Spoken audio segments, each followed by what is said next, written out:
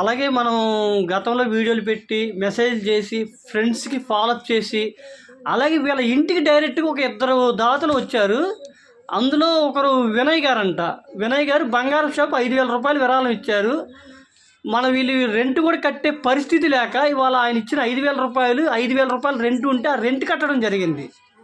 గతంలో ఇచ్చిన డబ్బులు వీళ్ళ వైద్యానికి ఫుడ్కి ఉపయోగిస్తున్నారు. వాళ్ళు ఇచ్చిన 5,000 రూపాయలు వినయ్ గారు అది రెంట్ కట్టడం జరిగింది. అలాగే వినయ్ గారితో పాటు ప్రభాకర్ గారంట 2,000 రూపాయలు ఇవ్వడం జరిగింది. ఇది ఏంటి, మన వీడియోలు మెసేజ్లు చూసి ఇది రియల్ అని నమ్మి వాళ్ళు ఇంటికి వచ్చి ఇవ్వడం జరిగింది.